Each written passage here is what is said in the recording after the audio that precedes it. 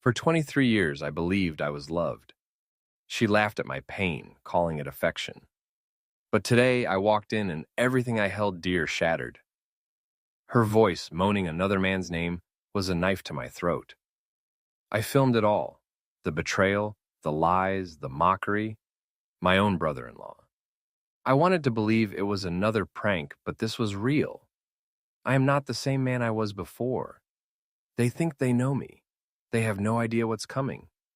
Feeling a familiar unease, Peter stepped into his sister-in-law's garden. Family gatherings with his in-laws always made him nervous, except for his sister-in-law. The family, including his wife, Victoria, whom he had been married to for 23 years, possessed a boisterous sense of humor, one Peter often felt was directed at him. He had voiced his concerns to Victoria multiple times, warning that her family might one day cross a line, impacting their marriage. Victoria, however, had always dismissed his worries with a laugh, convinced they were merely joking. Victoria had gone the day before to help with the preparations, taking the car. Peter, choosing a more solitary approach, decided to walk the 30 miles to reach the destination. He had his reasons. First, he relished long walks, and for him, 30 miles presented a satisfying challenge, a journey that would span approximately 8 hours. Second, arriving later meant he could sidestep some of the initial, overwhelming chaos. The trouble was, when the whole family gathered, things often escalated. One time they played a prank that led to him shaving his head after they found it amusing to glue a wig onto him. Another incident left Peter with sore ribs a week later. His brother-in-law, thinking it humorous to give him a hard pat on the back, knowing it would cause pain, had initiated it. Peter endured the discomfort, but he pushed back when the jokes became too much, accidentally leading to the man getting hurt. Even then, his in-laws failed to heed his hints, and Victoria was upset with Peter for standing up for himself. It was at that point he firmly told her that if the jokes continued, she might want to consider her options. Thus, Peter's relationship with his in-laws was undeniably precarious. At 45, most people wouldn't perceive Peter as threatening. He had dark hair with streaks of gray, a warm, tanned face, and brown-green eyes. He was shy, usually revealing his caring, humorous, and intelligent side only to those he trusted. He volunteered at a local community center, teaching children self-defense and assisting them with their schoolwork. Most of the time, he remained calm. However, if pushed too far, he could react strongly, but only when truly provoked. Standing at 6 feet tall and weighing 160 pounds, Peter was fit and slim, his muscles subtly evident with his movements. He preferred to dress simply, often opting for long-sleeve shirts and loose pants to maintain a low profile. He was also private about his physical appearance. In addition to walking, he practiced Tai Chi, Qigong, and Wushu, working out daily. Peter relied on his Tai Chi exercises to manage his temper. Growing up in a tough neighborhood, his slim build had made him an easy target for bullies. That changed when he decided to stand up for himself. Eventually, the larger boys realized that staying away from him was the sensible choice. From a young age, Peter understood that he wouldn't grow up to be particularly strong. Then he saw a ballet dancer on television and knew he needed a new way to stay fit. This inspired him to explore different forms of exercise. Despite facing difficult times in his life, he worked hard and found a job in a civil engineering company that constructed large structures like dams and channels worldwide. Peter began his career at the company when he was 18, shortly after losing his parents and younger brother in a tragic accident. Their car had been caught in a flood during a storm. At work, he met Kevin Rhodes while digging a channel. The foreman recognized Peter's dedication and intelligence and took him under his wing. Kevin, however, resented this, viewing Peter as a threat. When Peter spotted a mistake in a dam's blueprint, the foreman sent him with a letter of recommendation to the site manager. After discussing his skills, Peter was offered a job as an apprentice planner. His career progressed steadily, and soon he became quite successful, now earning a high salary as a senior logistics planner, handling important projects, much to Kevin's jealousy, who was now his brother-in-law. They both met their future wives at a party when Peter was 20. Elizabeth had just turned 18 and worked part-time as a receptionist at their company. She brought her sister, Victoria, who was 5 years older, to keep an eye on her, since Elizabeth couldn't go alone. At the party, the girls garnered significant attention from the men. while Peter quietly observed from the bar, sipping water with a slice of lemon. As the girls danced with Kevin and another coworker, a problem arose at the bar when someone attempted to tamper with one of their drinks. Peter noticed and quickly intervened, stopping the person before anything could happen. When security arrived to investigate, Peter explained what had occurred, which caught the sisters' interest. As the evening progressed, Victoria observed that Peter was also drawing attention from other guests. One girl who had seen him at the company-sponsored gym was discussing how different his workout routine was, and it was evident in his physique. She approached him, taken by his quiet demeanor. Gathering her courage, Victoria asked him for a dance. Peter agreed, and Victoria was impressed by his gentle manner. They began dating. To Victoria's disappointment, Peter always bid farewell with just a light peck on her cheek. She longed for a closer bond, but Peter maintained his distance. Driven by her determination, she enlisted Elizabeth's help. The next day, Elizabeth boldly approached Peter during their lunch break and asked, "Peter, can I ask you something?" "Sure, Elizabeth, what's on your mind?" "Do you have feelings for my sister?" "Of course, she's amazing. I like her a lot, otherwise I wouldn't be dating her, right?" "Then why haven't you tried to show her you care? Why would she want that from me? She has so many admirers." "Why would I stand out to her?" "Because she really likes you. You need to pay more attention." Elizabeth sighed in frustration and called her sister to share what had just happened. Feeling stirred, Victoria resolved to take matters into her own hands. A year later, they were married. Elizabeth and Kevin took much longer to become a couple. Initially, their relationship experienced many ups and downs. It wasn't until Elizabeth told Kevin he had to choose between remaining single or losing her for good that he finally committed, and they married. Kevin discovered that Victoria and her brother enjoyed pulling pranks and decided to participate, aiming to annoy Peter. At first, the pranks were harmless, but they soon turned meaner. Peter mostly remained quiet, enduring the teasing. He warned Victoria that one day things would go too far, but the jokers failed to grasp how their actions affected him. His only coping mechanisms were conversations with Elizabeth and writing in his diary. Since his parents had passed away, Peter and Victoria were fortunate to have 3 children, a daughter aged 22, and 2 sons, who were 20 and 18. The children were all forging their own successful paths. Miranda, their daughter, was particularly close to Peter, while the boys gravitated more towards their mother. Peter felt a growing sense of unease as he stepped into the garden. He surveyed the scene, observing the family members' interactions, and a thought formed. They're planning something again. As he walked around, he caught the sneaky looks they exchanged and their sideways glances at him. He sat down and waited, but nothing happened. Finally, Peter decided to go upstairs to take a shower. Inside the house, he climbed the stairs and heard Victoria's enthusiastic voice. He was taken aback, a sense of dread filling him. Please, he thought, let it be a joke this time. Quietly, he stepped away from the door and sank into a chair. The smirks on his family's faces only fueled his anger, and he sat there, staring ahead, a simmering frustration building within him. Eventually, Kevin emerged and made a comment that seemed to break something within Peter. Years of pent-up frustration surged to the surface. In just a few quick strides, Peter stood face to face with Kevin. Though Kevin was larger, Peter's anger was overwhelming, and during their struggle, Kevin was hurt. Some family members attempted to intervene, but Peter wouldn't listen. Gloria entered with a smile, asking if the joke had worked. Upon seeing the scene, her smile vanished. "What happened?" she gasped. Her sister, very angry, shouted, "Yes, he fell for it. Now you have to deal with what you've done. You went too far this time." Gloria, feeling scared, worried, "Where is he? I need to talk to him." "He left." He got upset and just walked out after grabbing his backpack. "I'm going to find him and bring him back." "No, you're not. You need to fix this mess you all made. This could ruin your marriage." "What? It was just a joke," Victoria yelled. "Tell that to Peter," her sister answered coldly. "Even I hardly believe it was just a joke. I warned you this was too much, and now you've really hurt him. He won't listen to you anymore." Elizabeth, still upset, added, "Even if you try to explain that it was meant to be funny, he'll still want to leave you. He told you before, and now you've gone too far. You did this, and now he's fighting back. Now, how are you going to convince me this was a joke and not something wrong? You and Kevin have a lot to explain.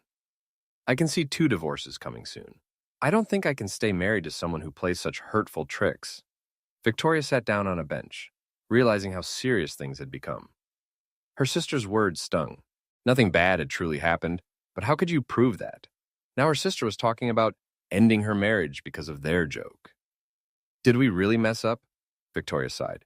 That's an understatement, her sister replied. Now let's go join our brothers and help them. The ambulance and police were trying to speak with Kevin. Kevin stated, I'm going to take action against this guy. Elizabeth quickly responded, Oh, no, you can't. This is your fault, Kevin. Kevin, look at me, Elizabeth asked. Kevin looked up and said, What? Confused. Do you want to stay married to me? Yes, of course. Why are you asking? He replied. Elizabeth said firmly, Then you can't take any action. This was your prank that went wrong. Because of this, I'm thinking about separating. If you press charges, our marriage is over. Do you understand? Kevin looked surprised. What? What do you mean? Kevin, this prank really affected my sister, and Peter is hurt by it. If you want to file a complaint, I'll definitely think about ending things between us. If you don't, we might still have a chance to fix this. Do you understand? When Kevin quietly replied, Yes, Elizabeth turned to her brothers. You all knew what was going to happen today, and you helped to make things hard for Peter for so long. Now he's had enough. You really didn't see how strong he is, did you? She looked at her brothers' wives. Take this group and help them see how serious their actions were. I think it's time to end this gathering. With that, she assisted Kevin into the ambulance and suggested he take a taxi. After their visit to the hospital, Victoria was still sitting in shock on the bench, her younger sister beside her. She wondered aloud, What have I done? I need to make things right.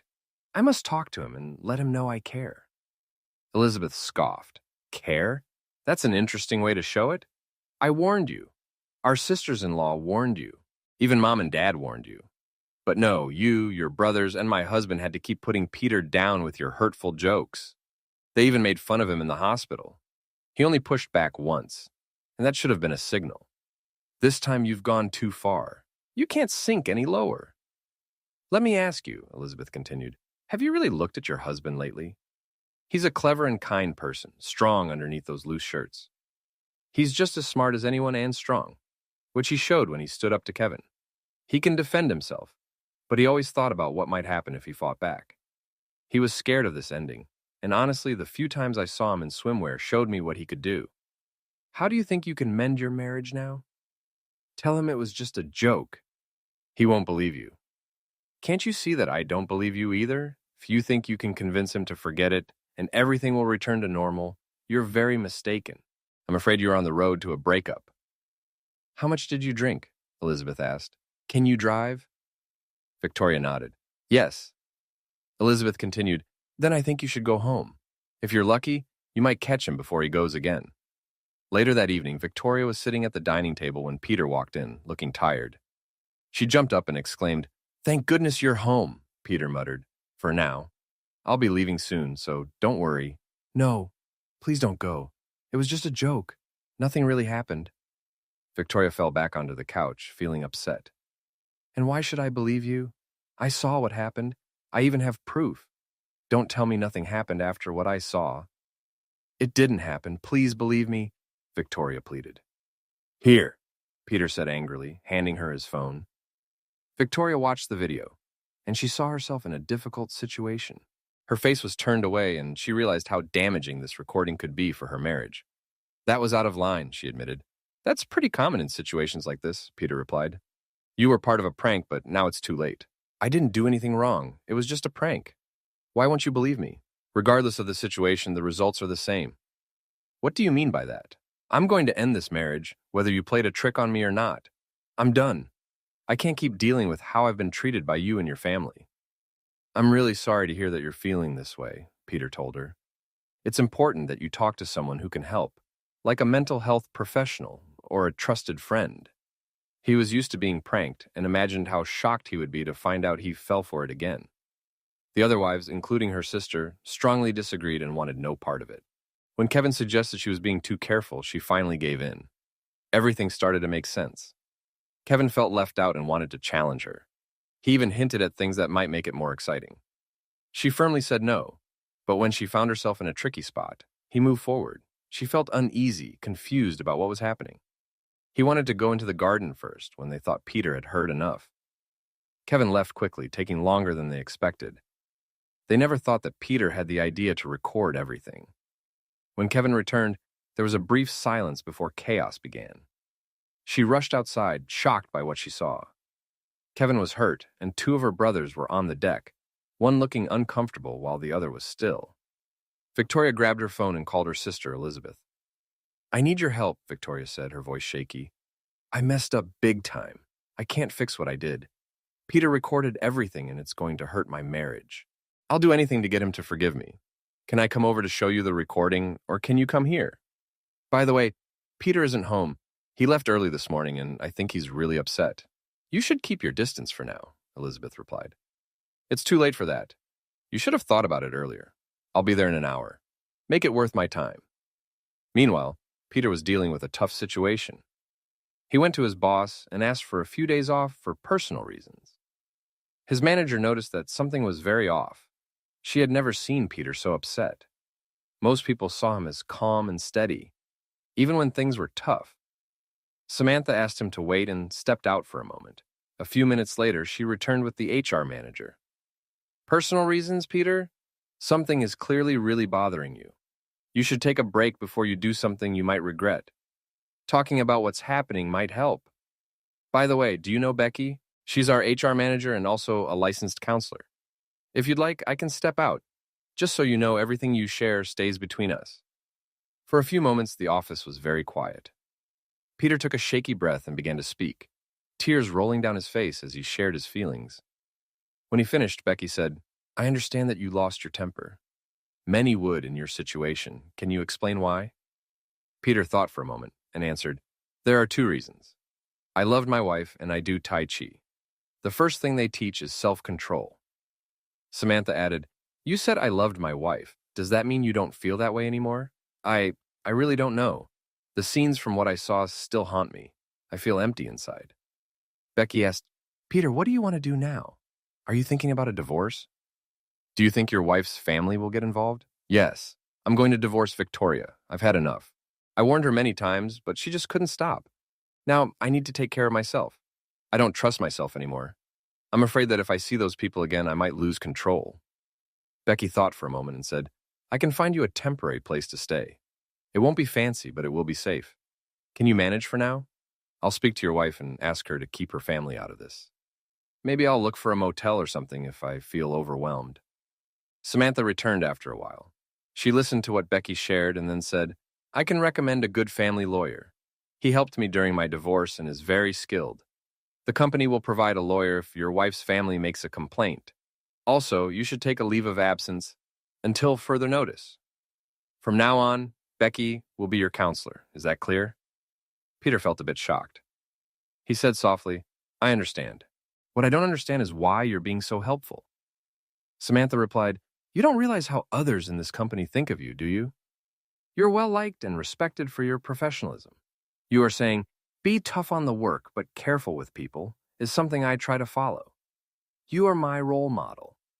Now go grab a coffee and then head home to get your things." Victoria and Elizabeth were having coffee in the kitchen. Elizabeth was upset after watching a video. "Dishonest person," she declared, along with many other strong feelings that Victoria didn't expect to hear. Gently, Victoria replied, "I'm really sorry. You were right. I shouldn't have done it. Now 2 marriages are in trouble." Elizabeth looked at her sister sharply. "Can't you see? If Kevin can treat you poorly, what else can he do? He lied to me about you. It was the prank that made me understand you didn't mean to hurt me. But he really let me down. So, I'm going to end my marriage, just like Peter will with you. And I will be here when Peter is single again." Victoria's face turned pale. She looked at her sister. "He isn't divorced yet. You should stay away, dear sister." "Oh, I'm not lying, and neither's Peter. I'll wait until he's free." Victoria couldn't believe what her sister had said. She stuttered, "You're going to go after my husband? My sister wants to take my husband?" Tears started to fall. Victoria's phone rang. She saw an unknown number and thought it might be Peter, so she answered and put it on speaker so Elizabeth could hear. "Victoria Van Rye speaking. This is Samantha Beavis from Global Constructions. I just spoke with your husband and the company counselor." "One moment, please," Victoria said, stepping out of the kitchen. When she returned, her cheeks were wet with tears. That was his boss. Peter has been told to stay away from stressful situations. If I try to keep my family away from him, what is he going through? Victoria, don't act like a victim. You caused this, not anyone else. Peter's the one who is suffering. You started with silly jokes. The jokes got out of hand. And you didn't listen to Peter, me, or your family. Now you've crossed a line, and suddenly you want to know what he is doing? To you, did you ever really care for him? Or was he just someone you could joke about? Have you ever said sorry for the hurt he felt? No, it was just a joke. And let me ask, did you ever see Peter doing Tai Chi or working out? Do you know what his job is? Victoria looked shaken. She stuttered, What do you mean? That was an accident. He was tripped and we never meant for him to fall so hard. We didn't want to hurt him. But what about his job? He's just an administrator, and what's so special about that?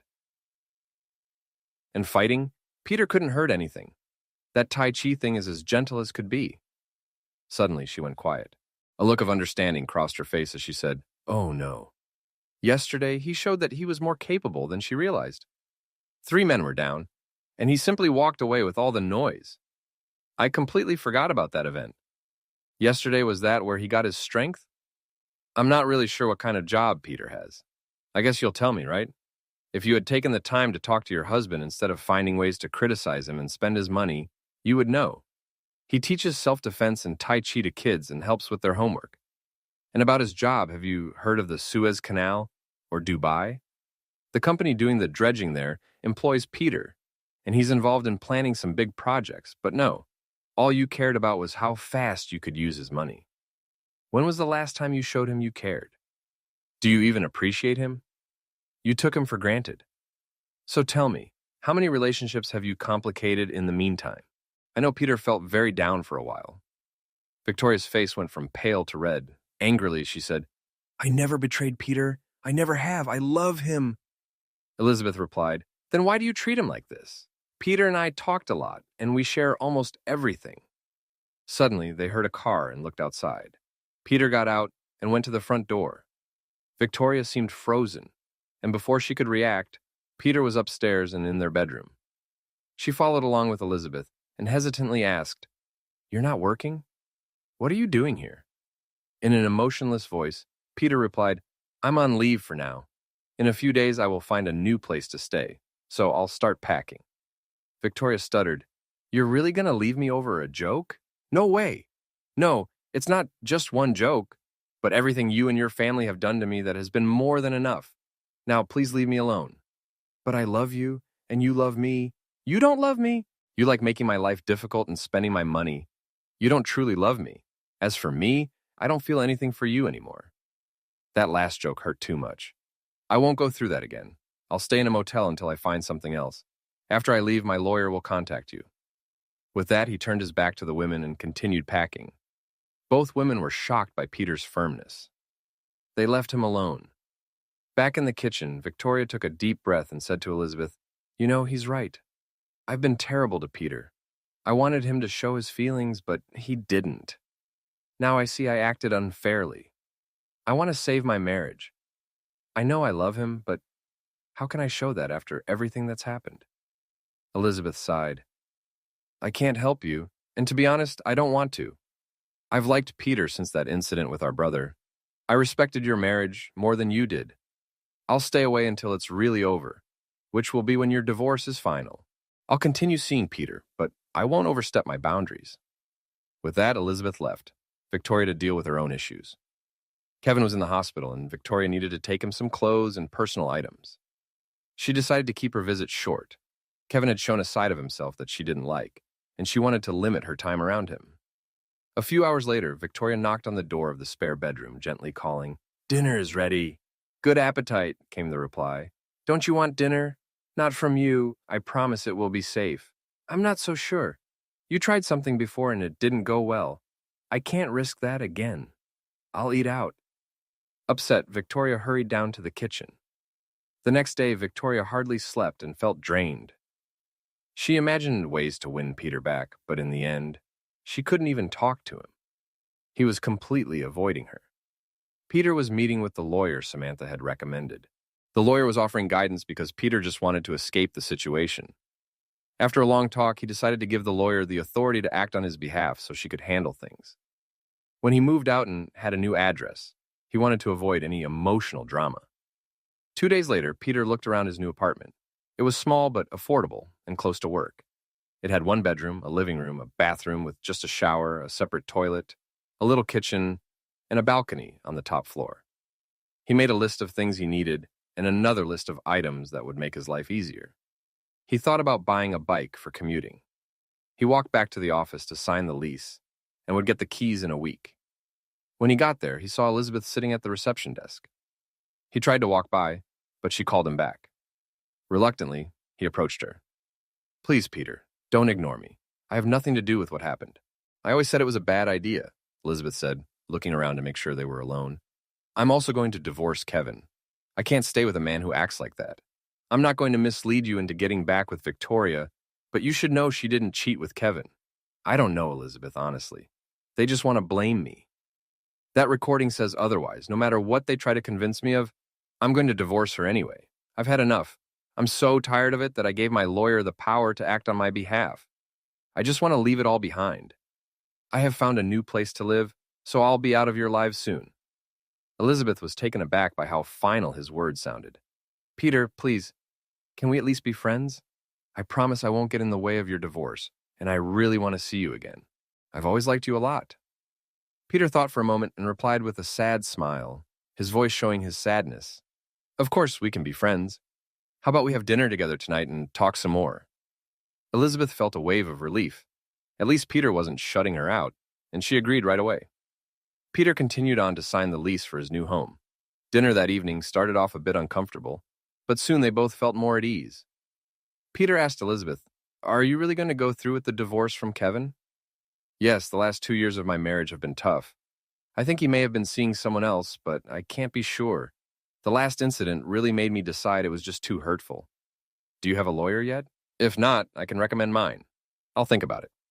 So, what are your plans now that you have a new place? When do you move?" "As soon as I know that Victoria isn't around. I want to avoid any emotional scenes. To me, you're the only family I have left." Elizabeth then asked if Peter remembered when the trouble began. Peter took a moment to think and responded, "I believe I do." "Do you remember that hike the company organized about 9 years ago?" Elizabeth nodded. She remembered being there, newly married to Kevin. Peter went. Victoria stayed home because she had to work. Their parents took care of the kids. They were split into groups on the hike, with less experienced hikers going first, so the more experienced ones could help them on the final tough stretch. She was with the first group, Kevin was in the second, and Peter was in the last group. Since he often hiked with his kids, he came prepared with a first aid kit, a handheld GPS, a map, and a backpack with snacks and water. When he arrived, he set down his backpack to check the assignment and entered the destination coordinates into his GPS. But when he picked up his backpack again, it felt different and heavier. So he investigated. To his surprise, he found 2 bottles of whiskey and a food container inside that didn't belong to him. He took those items out and gave them to the coordinator. After that, he left because Kevin and his friends had already started the 15-mile trail. It began with an uphill climb, and he quickly passed them. Kevin was sweating heavily and showing his frustration. As he walked by, he had already had a bit to drink. Halfway through, there was a rest area where they could take a break. He checked in and kept going. He met up with her group at the 10-mile checkpoint. He gave her friends some water, then walked with everyone to the finish line. When Kevin finally arrived, he asked for his drink. To his surprise, the coordinator gave him a plastic bag with his food but no drink and reminded him that alcohol wasn't allowed during the hike. Kevin complained loudly that he would get back at them, and soon after the real joke started. "Did you tell Victoria all of this?" "Yeah, I did. She said they were just kidding when they made me fall through that trap door and I hurt my ribs. I warned her that more things like that could cause problems in our marriage. And look at us now. I have a promise to keep, and I will do it gladly." Sly, there was a moment of quiet at the table. Finally, Elizabeth said softly, "I don't envy you. I never let myself get close to Kevin or my family. Kevin sometimes teased me for that. Now I see why. I admire your patience and kindness, and I think Victoria is foolish and does not appreciate you." Elizabeth blushed as she continued, When I first met you, I didn't understand why Victoria liked you so much.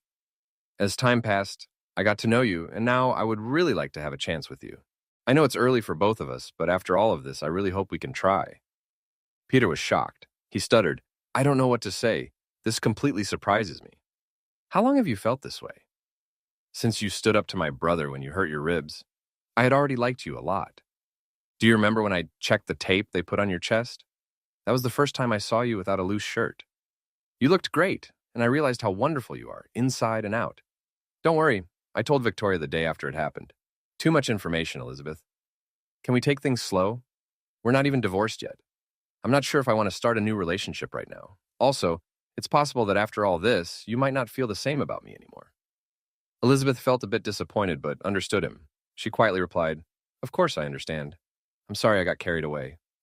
Peter smiled gently. "You're forgiven. We'll see what happens.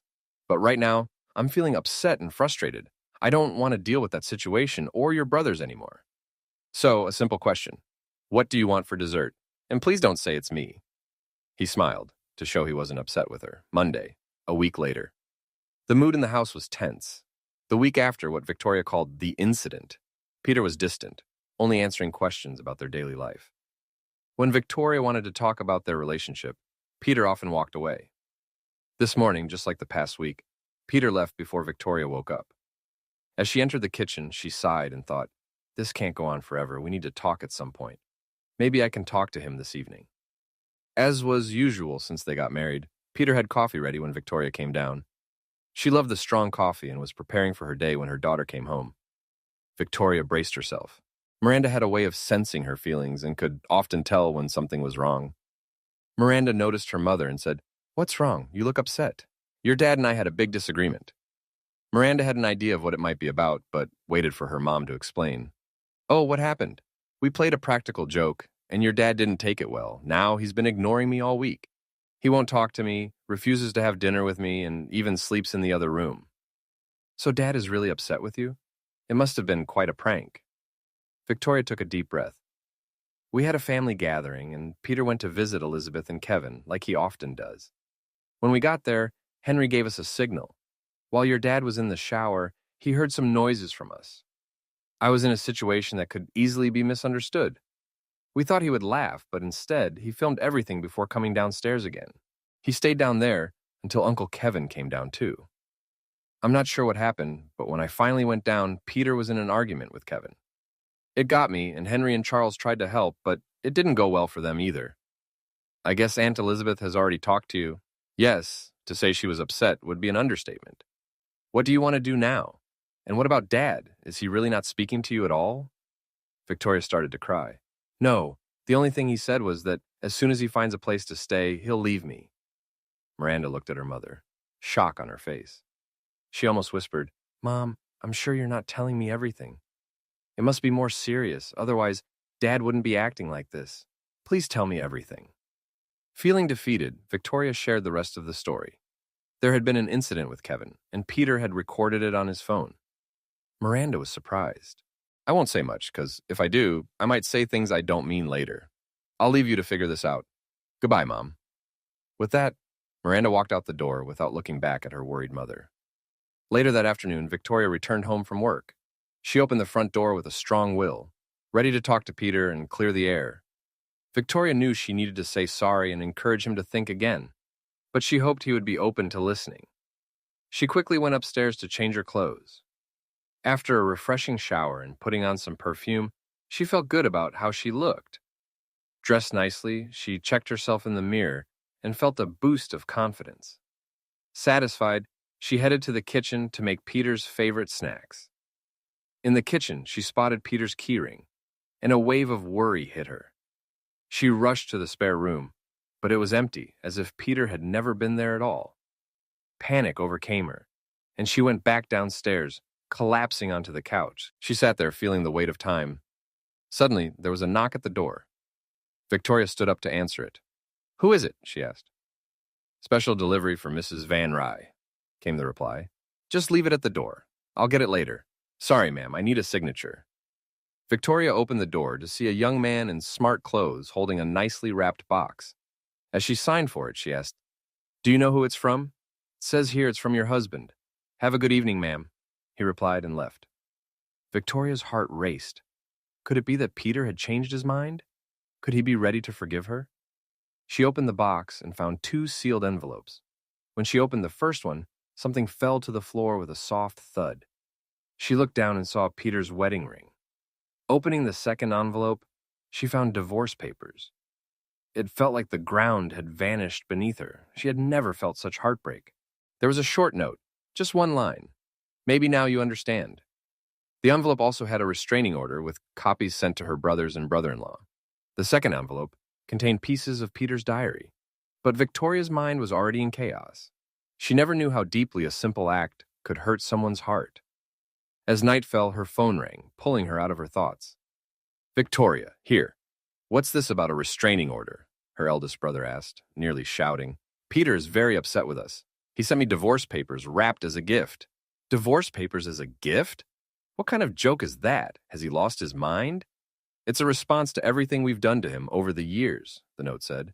Maybe now you understand. What's wrong with him? Why would he say that? It's about the last prank we pulled. Kevin embarrassed himself and Peter recorded it.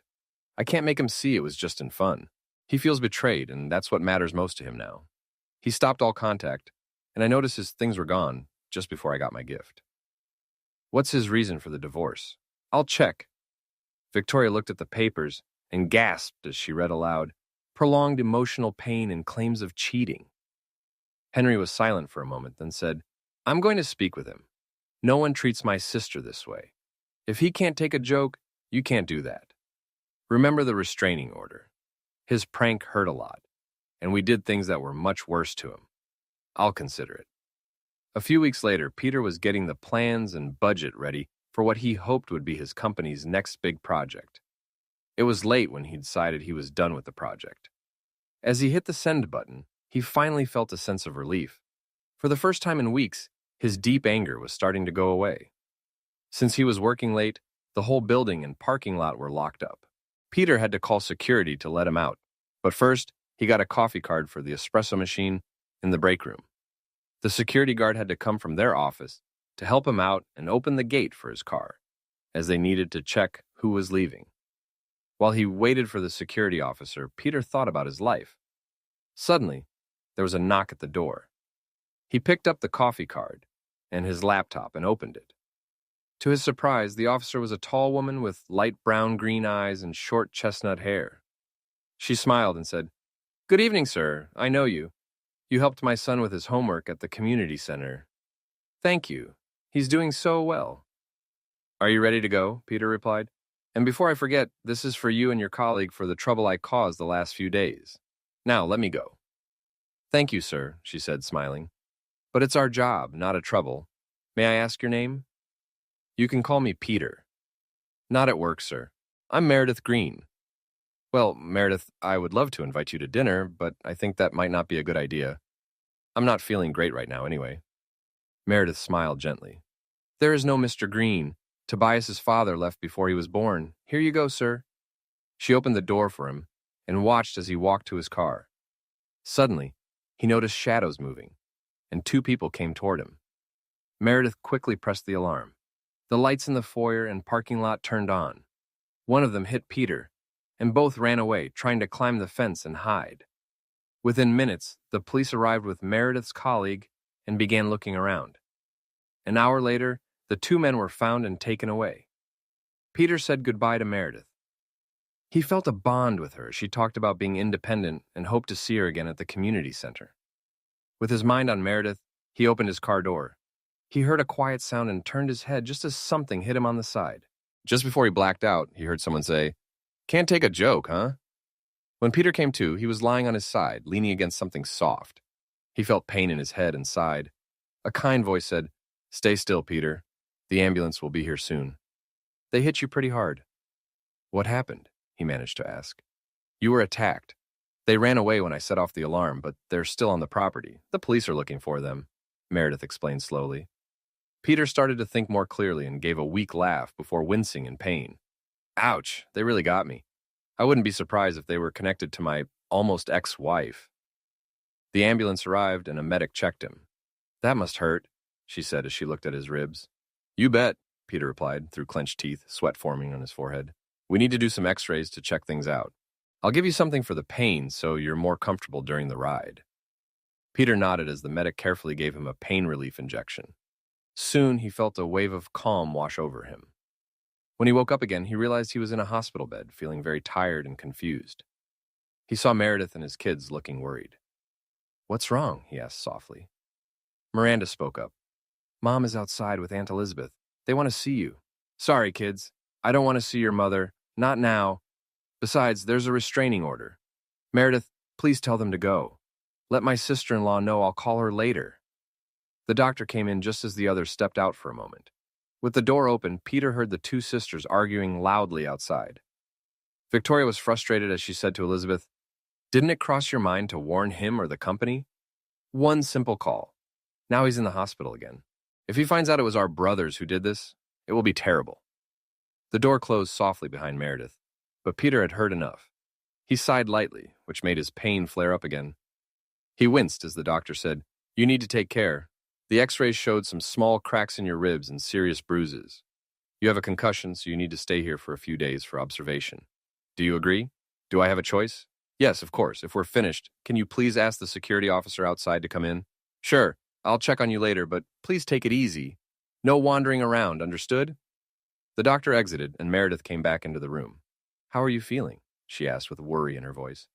I wish I had reacted faster. Meredith, it's not your fault. It's those two and my sister-in-law who just admitted she didn't warn me. What a family I have, Peter said, sounding a bit bitter. Can I ask you a favor? Meredith nodded. If I can help you, I will.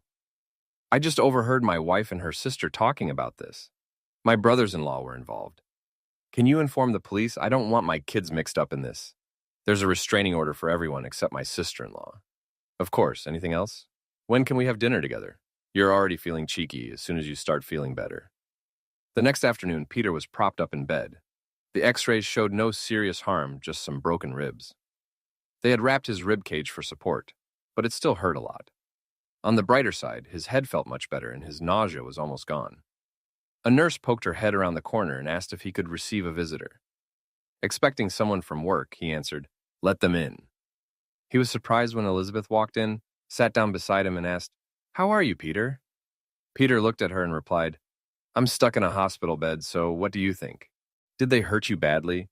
The hospital kept it quiet, and my niece and nephews completely ignored both me and Victoria. My ribs and pelvis are bruised, and I have a concussion. Yeah, they really got to me. There was an awkward silence, and Peter felt he should speak up, but it wasn't necessary, was it? It could have been stopped. What do you mean? Don't act innocent, Elizabeth. I overheard part of your talk with Victoria yesterday. I know you knew they were planning to confront me. All those sweet words about loving me, huh? But family comes first, as always. Elizabeth's face turned red, then pale. She opened her mouth, but couldn't find the words. Peter continued, You are the only one I trusted after everything that happened. Can you tell me why you chose to break that trust?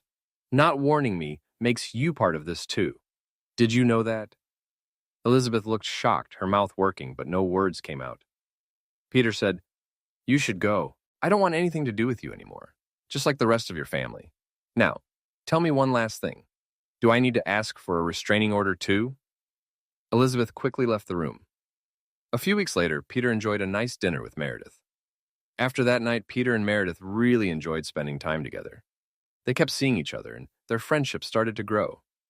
During his visits, Peter became close to Meredith's younger brother, Tobias. Meredith had feelings for someone from her last job in Nob, and she thought he felt the same way. They had even talked about getting married and having kids, but by chance, she found out that he was also talking to two other women about these plans. What she didn't know was that he had been forming a bond with her stepsister, Addison. Curious about her sister's date, Meredith peeked out the curtains and saw Addison with the man she thought might be her future husband. Meredith quietly walked outside, approached the couple, and tapped the man on his shoulder. He turned around, surprised to see her. Before he could say anything, Meredith spoke up, clearly upset. Addison looked confused and asked, Why are you acting like this? Meredith, distressed, replied, Addison, I just found out that I'm going to have a baby. It's his. Addison stared at her stepsister with doubt. Really? Are you sure you're pregnant? Meredith showed her sister some pictures from their trip 10 weeks earlier, saying, "Look at this." The man quickly left, and the next day they learned he had vanished without a word. During this time, Peter and Meredith became good friends. They enjoyed being together, and many people thought they were a couple. As time went on, they grew closer and became good friends. Still, they realized that a serious relationship might not work for them. Some of their differences made it hard for them to be a couple. In some ways, they were too different, yet too much alike to be together. This situation continued until a few months later when Peter received a call from the CEO of Global Constructions. When Peter arrived at the office, he was greeted by the CEO and shown into his office. Without wasting time, the CEO asked, "Peter, do you remember the project in Central Asia for the freshwater basin?" "Yes," Peter replied. "I remember one of the challenges was using local workers, which made our planning quite tricky." He waited patiently as his boss prepared to share more information. After a short pause, the CEO continued, "This needs to stay between us. There are serious issues happening over there. People are leaving even though we pay them more than usual. The project is almost at a halt, and costs are going up a lot. I need someone on site who can help fix this. The future and reputation of Global Constructions depend on it." Peter nodded, ready to hear more details. The CEO added, "You don't make this easy for me, do you? Here's the plan. I'd like you to go. You will have complete control of the situation while you are there. You will receive extra pay, 150% more on top of your salary, and a bonus if you do well. Within a year, I will arrange a place for you to stay with someone to help. Lastly, I'm going to step back from my role. If you succeed, I see you as a possible future leader." Peter was surprised by this chance. He had not expected to be considered for a higher role, especially not for the CEO position. He asked, "When do you need my answer, sir?" "About 5 minutes ago. If you agree, you will be on a flight to Tbilisi tomorrow." "Okay, I'll do it. I need to say goodbye to a few coworkers, but will keep my plans vague. One more thing. Since this is private, could the extra pay be given as a bonus later? I'm in the middle of a divorce, and I don't think she should get any of it." "That can be arranged. Let's shake on it." Peter and the CEO shook hands. Then Peter went home to pack. First, he called his kids to let them know he was going away for work and didn't know when he would be back. Miranda told him about the family drama. After the two uncles were found guilty, Uncle Kevin had packed his things and left without telling anyone, taking all of his money with him. Elizabeth and her mom were still trying to deal with the divorce. After half an hour, they promised to email him updates. Then, he quickly finished packing. The hardest part was next. He called Meredith to see if they could have lunch together. When they sat down in a restaurant, she said, "You're going to tell me something I might not like." Peter waited until their food arrived and answered, "Yes." Meredith jumped in. "You found someone else and want to break up with me?" "No, that's not it at all. It's about work. I can't share details or tell you where I'm going, but I will be away for a while." "That sounds tough. I love you and will miss you.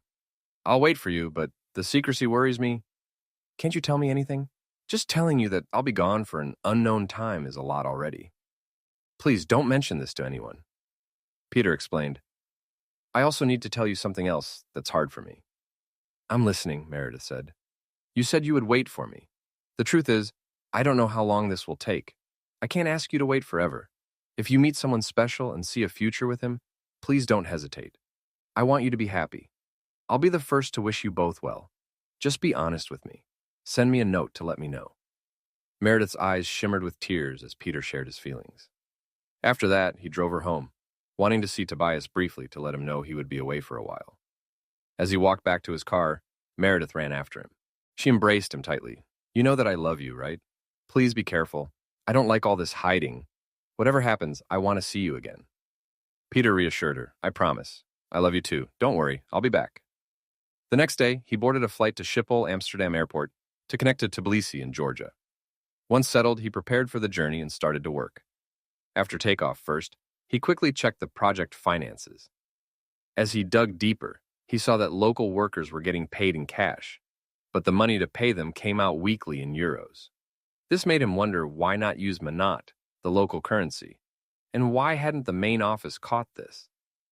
A few hours later, as the plane began to descend, another thought hit him. Peter made a note and set it aside for later. After landing, he needed rest. 6 hours later, he took off again. During this flight, he reviewed his original plans and budget. Then, he checked the project quote. After 9 hours, he cleared customs and was greeted by a man holding a sign with his name. After confirming his identity, the man handed him a set of car keys, some paperwork, and a sealed box. He pointed to a parked Toyota Land Cruiser and walked away. Peter pressed the key fob, and the Land Cruiser responded. The car was older and not flashy, which was just what Peter wanted. Inside the car, he opened the box. It contained a small antenna, a satellite internet router, a Chromebook, and a GPS device. At the bottom was an envelope. Peter knew what it held. Now it was time for the drive into Azerbaijan. He opened the envelope and took out his authorization documents along with a key ring holding several keys. Lastly, he found maps and GPS coordinates. He entered the coordinates into the navigator and began the last part of his journey. The first part of the drive was easy and went quickly. After 150 miles, the GPS told him to take an exit, and he left the highway. The road soon became rough and harder to navigate. Fortunately, the car was up to the challenge, and after 5 tough hours, he neared his destination. Suddenly, he heard strange sounds echoing through the mountains, which surprised him. He looked up and saw some dents on the roof of his car. He pressed down on the gas pedal, and the car sped ahead.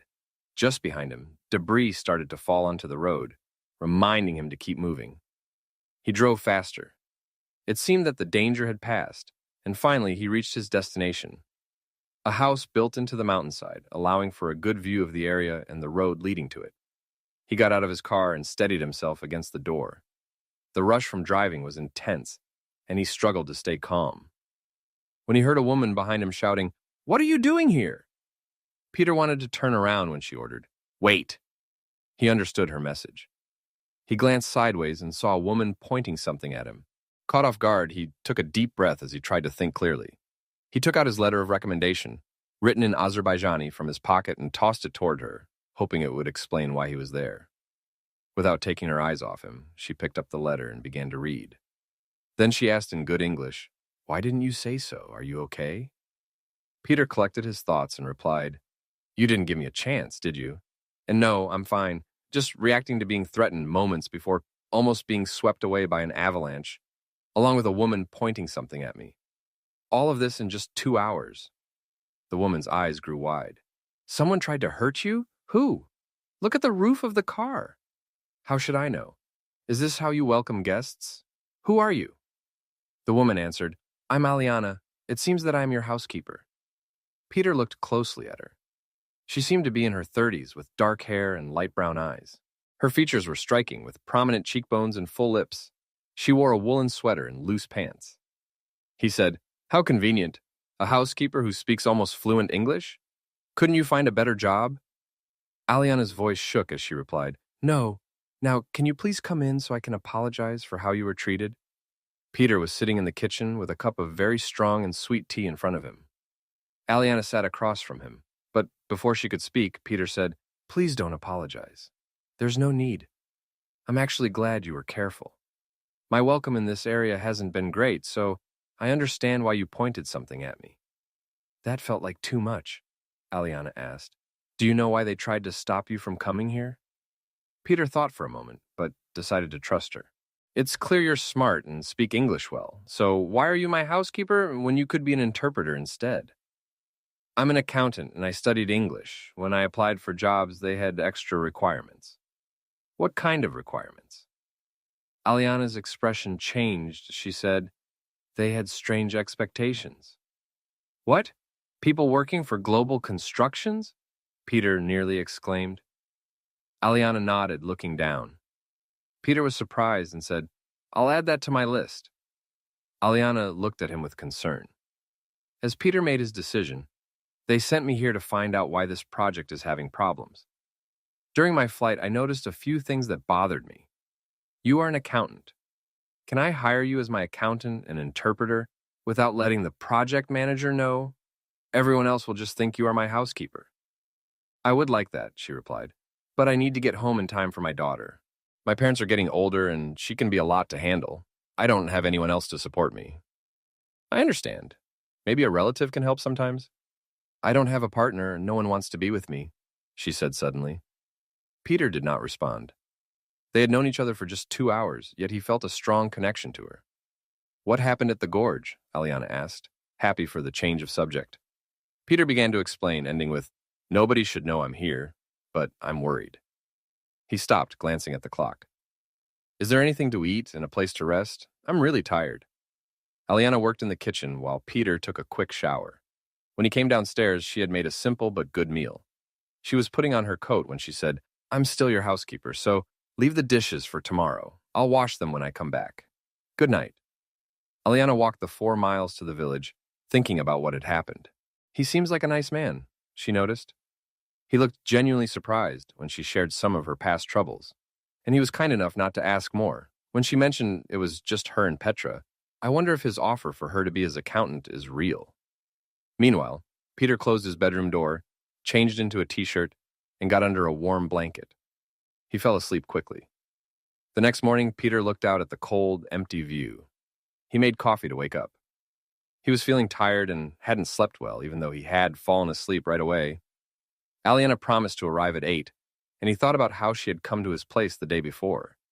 He hadn't seen a car outside when he arrived. The door opened, and Aliana stepped inside. Peter immediately asked, How did you get here? I didn't hear a car. I walked. It's only 6 kilometers. That needs to change. I'll help you find some kind of transport. Would you like a car? It comes with the job as housekeeper. You need to go shopping, right? Peter suggested, giving her an encouraging smile. Aliana looked surprised. A car? Really? That would really help me. Yes, please, but you have to come with me. I don't know anything about cars. That's fine. We'll figure it out together. Now, have you thought more about being my personal accountant and interpreter? I have a concern about that. My parents are too old to care for Petra all day. They can help for a few hours, but anything longer would be hard, and I don't have anyone else to support me. Take her with you. Bring her to school and pick her up afterward. How old is she? I'll set up a room for her to play, rest, or sleep. She's 10. Are you really going to do that? Yes, of course. It's part of the company policy. Daycare is included if an employee needs it. So, will 4,000 EUR a month be enough? What? That's a lot? I would have accepted if you paid me that in manat. Well, here, people get paid in euros, don't they? That's what's taken out of the bank before payday. No, locals are paid in manat. Peter thought for a moment and said, All right, let's start with a car and a computer. Do you need a mobile phone? That's included as well. Don't worry about the cost. Once we have you all set up, we can start working. I want to find out why the accountant takes out euros and pays in manat. By the way, would you like some coffee? A few weeks later, Peter wanted to stay low-key, so it took some time to figure things out. He discovered that workers were paid in manat, but the money was taken out in euros. For example, if a worker was supposed to get 500 euros a week, they only received 500 manat. Peter figured this out when he and Aliana began chatting with people in the village. The exchange rate was about $1 to 2 manat, so someone was taking a cut from the wages. Now, Peter and Aliana needed proof. They believed someone was misusing the funds. They decided to involve Aliana's family because her father was respected in the village and knew whom to trust. Next, they looked into the foreign workers. Peter was shocked to see a picture of his ex-brother-in-law, Kevin Rhodes, on the list. He was working under a different name through an international job agency. Kevin was responsible for handing out the workers' pay each week. Peter knew he had to be careful. His past with Kevin could make things complicated. Peter had been in Azerbaijan for 4 months, still trying to uncover who was mismanaging the wages. He also wanted to know how Kevin had been hired with a false name and fake documents. It was tough since the information was stored in a local database that he couldn't access. His relationship with Aliana was growing stronger. Petra was now visiting their home with her mother, and Aliana would stay longer to talk. Peter grew fond of Petra. Her bright eyes and cheerful personality warmed his heart. He even started teaching her math and physics. One afternoon, while they were taking a break, Peter's phone alerted him that his private email inbox was full. He realized he hadn't checked it for at least a month. He connected his phone to his laptop and downloaded his messages while continuing his conversation with Aliana. Aliana was pleased. The quiet man was finally starting to open up a bit. Aliana's feelings for Peter were strong. He was funny, smart, and reliable. Plus, he looked good and stayed fit by jogging daily and working out. Suddenly, she noticed Peter looking her way. She asked, "What's up?" Peter replied softly, "You seem deep in thought. I was wondering why you're alone with Petra. You don't have to tell me, it's your choice. But I'm curious why someone as great as you doesn't have a partner." This was the question Aliana feared the most. She worried that sharing her truth might push Peter away. He treated her with respect and cared for her daughter too. But he was open and honest, which made her think she should be brave. If he learned about her situation from someone else, she could lose everything, and he might even help her find another job if his current one ended. Taking a deep breath, she began, "Nobody wants to be with me anymore. I'm 30 and I feel too old for the men around here. I was set to marry my uncle's younger brother, but before it happened, something went wrong and I became pregnant with Petra. I often blame myself, and since then no one wanted me. My parents hoped studying would help me find a job at GC, but you know how that turned out." Peter gazed at Aliana, feeling a strong connection. He stood up and opened his arms, saying, "Come here." Aliana was surprised but walked into his embrace. Peter wrapped his arms around her and gently whispered, "I'm really sorry to hear that. I hope what I'm about to say doesn't harm our friendship, but I must tell you, I have strong feelings for you. I promise I will help you and Petra through this tough time, however I can. Do you understand?" Aliana was taken aback. Instead of rejecting her, Peter offered his support. Tears welled in her eyes as she confessed, "But I feel so broken and unworthy." "Not to me," Peter replied. "You're a survivor, and that makes you amazing in my eyes." They held each other in silence for a while, until Peter said softly, "I need to check my mail now." He gave her a comforting nod. With a lighter heart, Aliana took Petra back to the village, while Peter began to look through his emails. He quickly deleted the junk mail and found about a dozen important messages. The first was from Meredith. "Dear Peter, this is tough for me to write. We promised to be honest with each other, and it's hard, but I need to keep that promise. I've met someone new, and he makes me really happy. He's also great with Tobias. We're planning to get married in a few months. I hope to introduce you to Frank when you get back. I know you asked me to move on while you're away. But we had something good, even if we knew we weren't right for each other in the long run. In the meantime, I've been promoted to head of security, which comes with great benefits. More importantly, I now understand more about why and where you were sent. If you need information, don't hesitate to reach out. Just use this address. With love, Meredith." Peter felt a wave of nostalgia, but was very happy for Meredith. He wrote back, "Dear Meredith, what wonderful news. It made my day. I truly hope you and Frank will be happy together for many years to come. Of course, I will come to meet him, but not anytime soon. There is a lot to do here, and it will take time. I will update you soon about my progress. With love, Peter. P.S. Please give Tobias a hug for me." Peter received 2 emails from Victoria and 1 from Elizabeth, both wanting to talk about things. He deleted them without replying. He also got letters from his children, especially from Miranda. She missed him a lot and kept him posted on the family matters. She mentioned that everyone was finding faults with each other about their current situation, especially since 2 uncles were in jail and Aunt Elizabeth was being criticized for not warning the company about the problems ahead. One of the last emails had a large PDF attachment from his lawyer. He downloaded it and began to read. He leaned back, tears coming to his eyes. The divorce was official. He was single again. As he sorted through the documents, he saw that the lawyer had done well. Since Victoria had a good job, the support terms were fair and set for only 5 years. She received the house and a good part of their savings. The lawyer noted that the judge had suggested counseling at first, but given Peter's current situation abroad, it was not possible. There was a final document titled, "Please read me to the end." Peter opened it. It was a handwritten letter from Victoria, scanned into a PDF. He sighed deeply, reflecting on everything, and began to read. "Dear Peter, I think you deleted everything I sent without looking, and I can't blame you.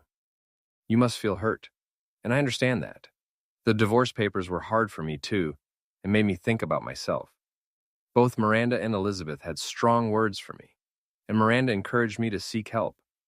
These past few months of counseling have been tough, but they helped me see things clearly. Dear Peter, I have so many regrets, and I'm truly sorry for how I treated you over the years. I can't find the right words to share my feelings. I regret every joke I played on you, and I can't imagine what you went through because of it. I understand now that there's no way to fix things, and you've moved on. When I saw that being around Kevin changed how you felt about me, I knew it was time to sign the divorce papers. I just want you to know that I never cheated on you. Nothing ever happened between us. My counselor and I talked, and we believe I have a strange way of stopping my own happiness. I might sabotage what I love as a way to handle my problems. It sounds odd, but it's the best reason we found. I still love you deeply. When you come back, can we please talk like we used to? I hope I haven't hurt you so much that you can't trust anyone again. I wish you happiness with someone who makes you feel comfortable. I will always keep you in my heart. With love, Victoria. Peter thought, maybe there's some hope for her, but not with me. He took a moment to think and poured himself a drink, sitting quietly and looking at the wild landscape. The next morning, Aliana found Peter looking serious. She worried he might have changed his mind about what he said yesterday. She quietly opened her laptop to get to work. As she checked the company's bank accounts, Peter came in from the kitchen with a cup of coffee and put it in front of her, still looking troubled. She took a deep breath and said, "Something's bothering you, isn't it? Is it about what happened yesterday? Oh, I'm sorry. Can I help?" "No, it's actually good news. My divorce is complete, but I got a letter from my ex-wife that's on my mind. She wants you back." "Yes, but she knows that won't happen. I'll never go back to that." "Can you tell me why you divorced her?" Peter nodded and shared what he went through with his wife and her family. He talked about the joke that pushed him over the edge and the betrayal of his sister-in-law, who didn't tell him what her brother had done, leading to the difficult divorce that his ex-wife tried to challenge. Aliana listened with growing disbelief and then anger. When she found out that the person who hurt Peter worked here and was likely scamming her neighbors, she made up her mind to work harder to stop him. When she told Peter, he gently suggested she take a step back. Peter also said, "I got another email. It was from a dear friend. She wrote to tell me that she was getting married. She also mentioned that she had been promoted to head of security at GC, so now she understands my mission here. I trust her, just like I trust you, so I'm planning to ask her for resources that the GC staff might not know about. I have a feeling someone at headquarters might be involved too." Aliana looked surprised. "You trust me? You hardly know me." Peter smiled and replied, "Absolutely. Why?" "It's simple. A mother who is about to betray her employer wouldn't put her daughter in danger like this. Plus, I feel we might have some shared feelings." Aliana thought carefully about his words. Finally, she asked, "And what are your feelings for me?" She felt a warmth spread across her face, and she looked down, her cheeks slightly pink. Peter took her hands gently and said, "Aliana, I care deeply for you. I plan to ask for your hand in marriage as soon as this situation is resolved.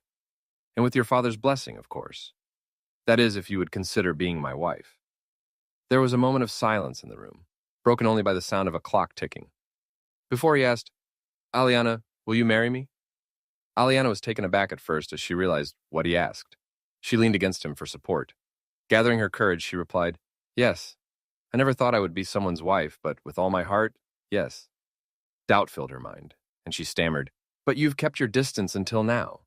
We haven't spent much time together, and you're asking me this? I don't understand.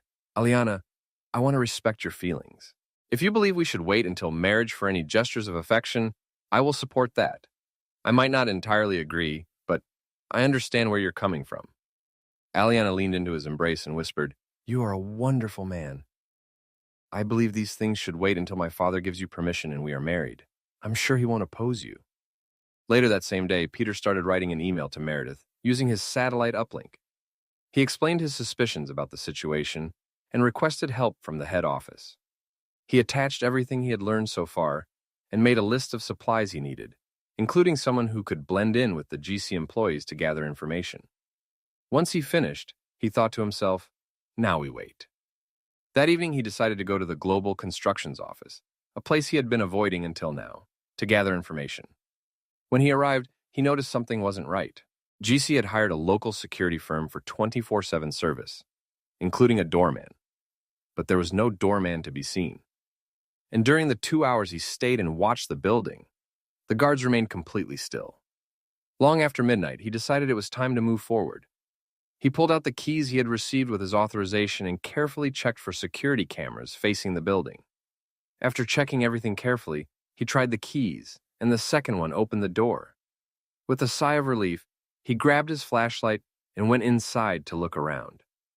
He found the office of his rival, Kevin Rhodes, the site manager. Next to that office was a room with a counter and a back door leading to the rear of the property where payments were made. On Rhodes's desk was a laptop that was surprisingly unlocked. He cautiously looked through the hard drive and found the local database. It appeared that Rhodes was keeping a second set of books and using company resources inappropriately. Peter noticed it was connected to the global network from GC. He thought it might be a good idea to bring a flash drive next time to copy the database. After an hour, he had finished his investigation. He left through the back door, checking for cameras one more time. At 4 a.m., he sent an email to Meredith asking if it could be legal to clone the laptop in Kevin's office, which would save him the trouble of another late-night visit. He also had a personal question. What would it take to bring Aliana and Petra back home with him? He shared his desire to marry Aliana and included a copy of her birth certificate and other documents she had prepared for him. 2 weeks later, he received a reply with an address, a digital cargo airway bill, and 2 sets of numbers. After checking the information, he realized he would need a larger vehicle. A minivan would do. Peter asked Aliana to rent one in a nearby city to stay under the radar in their village. The next morning, he set off very early. The trip went well. He picked up the small container at the designated warehouse, and it was loaded into the van. The container was heavy and locked. Back at his house, he and Aliana worked together to move it inside. Late that evening, he returned the van to the rental office and finally rested his tired head on his pillow. Just after midnight, the next day, Peter enjoyed his coffee. He had been in Azerbaijan for 6 months, and the investigation was starting to show results. He waited for Aliana so they could unpack the container. When she arrived, the sets of numbers were needed to unlock the container. It opened like an old toolbox, with the top drawers for cameras and one set aside for the tools to set them up. The bottom held 2 laptops, one with a satellite receiver attached, lots of documentation, a thumb drive, another receiver, and a sealed envelope addressed to Peter with a special stamp. They got to work. The laptop with the attached receiver was a clone of the one Rhodes used, and the receiver kept it updated. The other laptop was for the results of a keylogger that was installed and for secure communication via the GC network. The thumb drive contained a message. My dear Peter and Aliana, I'm so glad you two have found each other. Inside the envelope for Peter are the documents needed for Aliana and Petra's visa when you get married. Aliana, your good English skills and education have really helped us. We've also informed the consulate. Now for some important news. As long as the laptop with Rhodes is owned by GC, we should not have any legal issues. It's connected to the GC system, which allowed us to make a copy and set up tracking software. Just remember not to use the copied laptop for anything other than checking it. Anything you do on it will show up on the original. I have arranged for someone to watch Rhodes closely. This person will stay hidden until the investigation shows clear results. They have significant influence in Azerbaijan, which is why we could supply you with the needed tools. When I shared your concerns, they quickly agreed to help. Please be careful. Rhodes has an insider in the GC offices. We know their identity and will act as soon as you can prove Rhodes is misleading us. Stay cautious. Rhodes is a threat. He is likely linked to the odd events that happened when you arrived. We are still unsure why he didn't follow up on that. Possibly because of Aliana's uncle, who wants things to stay calm. With love, Meredith. A week later, just after midnight on Sunday, Peter began the hardest part of his job. He arrived at the GC offices and entered through the back door. This time, he was relieved to find that the security company was not present. He had spent the week establishing a steady routine and noticed that the security checks were not thorough. After hours, their last round was always well before 6 p.m. He also ensured there were no cameras or security systems in place. Peter quietly sat behind Kevin Rhodes' desk, thinking about where to place the cameras to capture everything happening in the office and where to hide the transmitter. After careful thought, he started his work. It took Peter 3 nights to set up 6 cameras, 4 in Rhodes' office and 2 in the area where salaries were handled. When he tested the setup, he saw the laptop screen clearly and could observe all the actions involving money as it was sorted into envelopes. On the third night, early in the morning, as usual, Peter carefully cleaned up after finishing when he heard the sound of a key in the front door. Quickly, he concealed his tools and turned off his flashlight, and he quietly slipped out the back door and vanished into the darkness. With his heart racing, he settled into his rental car. That was too close for comfort. He realized he had let his guard down. Thankfully, he was finally finished. Now, Peter just had to wait to see what would happen next. Around 8 o'clock, he returned the rental car and walked a few miles to his own vehicle. Along the way, he noticed someone in heavy clothing trailing behind him. Peter decided to walk into a small square. In the square, he spotted a little cafe with some tables outside where people were enjoying breakfast. He sat at one of the tables and ordered a cup of coffee and a simmet, a round bagel with sesame seeds that he really liked. As he drank his coffee, the person following him sat down across from him. A woman's voice said, "Meredith sends her regards." Feeling happy, Peter nodded as she continued, "You did very well at the office, but it was quite close. Don't worry, no one else noticed, and I only saw because I was checking on that door." "Thanks," Peter replied. "Meredith didn't tell me you were a woman. Nice surprise. Are you here to give me my report? Do we need to meet somewhere, or can you come to my house?" The woman looked at him and asked, "You trust me just like that? Just because I shared Meredith's message? In Azerbaijan, only 3 people know about Meredith connected to me. Me, my fiancé, and you. Rhodes knows about my past, but didn't know anything about Meredith. Yes, I think I can trust you. Do you have a name? I can give you one, but it won't be my real name. I'm here because I work for the Azerbaijani government. Also, I checked your housekeeper and her family. They're all fine, except her uncle. He is close with Rhodes. Be careful with him, he could be trouble." Peter took in the information and noted it for later. "Can you come back tonight? I need some time to rest first," he asked. That evening, the woman was in Peter's office. Aliana was away with her parents. The official had more details to share. She said Rhodes uses 2 banks besides Global Constructions. He takes money for salaries from the GC bank, then goes to another bank to exchange half of it for money. Finally, he deposits the remaining money into his own account at a third foreign bank that they cannot access. Peter managed to find the account number, thinking it could be helpful. She gave him a log, some camera footage, and a notarized record with an English translation of everything discussed. Peter thanked her as she prepared to leave, promising to keep an eye on Rhodes one last time and to stay in touch if she found anything else. Feeling confident, Peter started to make changes to improve the daily operations of the project. He wanted to help get things moving in the right direction. He asked the CEO to announce that soon someone would be assigned to the project to find out why it was not doing well. Peter had 2 goals. He wanted to push Rhodes to make mistakes, and he wanted to start managing the project himself. Payday was Saturday. The woman followed Kevin Rhodes for the last time on Friday when he went to the bank to get the salaries. She recorded everything with a camera. On Sunday morning, Peter, Aliana, and the woman reviewed the footage from the hidden cameras in the office. They saw Rhodes and a man wearing a hood giving out money into envelopes. The images were clear, and they could see how much money went into each envelope. The man turned and briefly looked at the camera. Aliana gasped, "That is my uncle. He is involved in this too." The woman replied, "Good, we can include him as well. He's the leader of a local gang, but we didn't have proof before. This is perfect." She looked at Peter and gave him a phone number. "Our agreement is still good." "Absolutely," Peter said. "I'll bring him out and you can catch him at the airport." Peter did not tell the woman about the other laptop and the keylogger. He hadn't needed the flash drive to copy the local database because of it. He had other plans for that laptop. Kevin Rhodes was very frustrated. Having someone new in charge meant he had taken risks he had wanted to avoid. He also had to pay the Azerbaijani to keep the workers in check. Now he walked into his office after a tough weekend. On Monday morning at 5 o'clock a.m., Peter was in that same office, amused about forgetting to shut down that laptop. He didn't even need the password. Peter got to work. He accessed the bank account Rhodes was using to hide his stolen money. He put all of it back into GC's account. Once finished, he changed the password for the bank account, removed the software that cloned the laptop, and also the keylogger. He took out some documents from his briefcase and waited. Kevin walked in and saw Peter sitting at his desk, looking at his laptop. "What are you doing here?" he shouted. Rhodes felt both relieved and annoyed. If Peter was in charge, he could manage things. He had already caused trouble for Rhodes.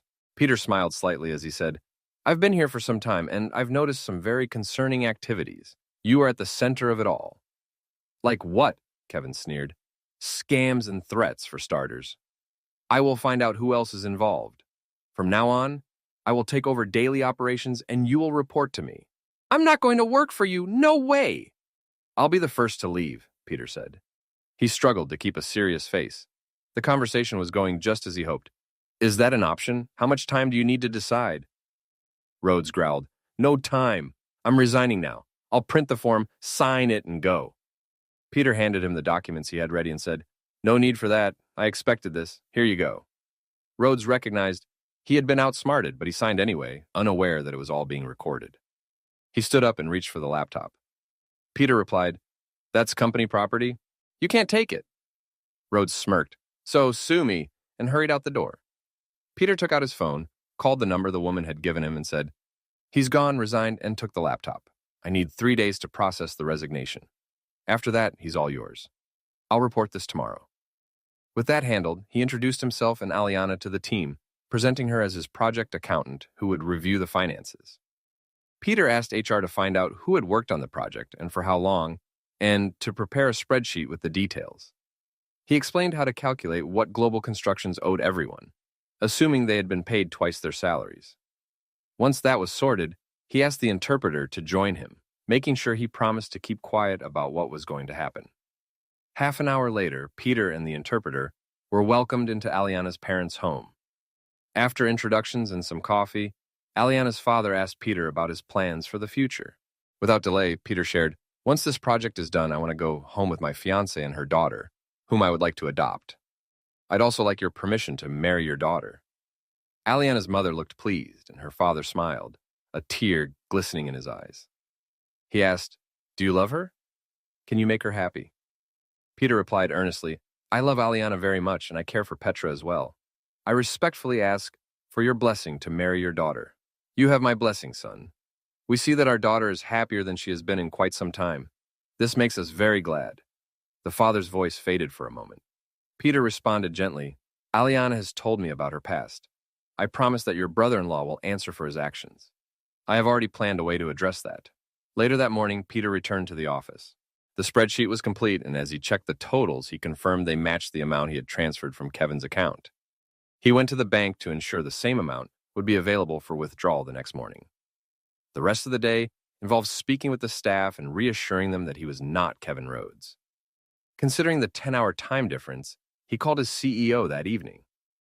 "My assignment is almost done. I just need to wrap up a few things. The people here have been through a lot because of GC.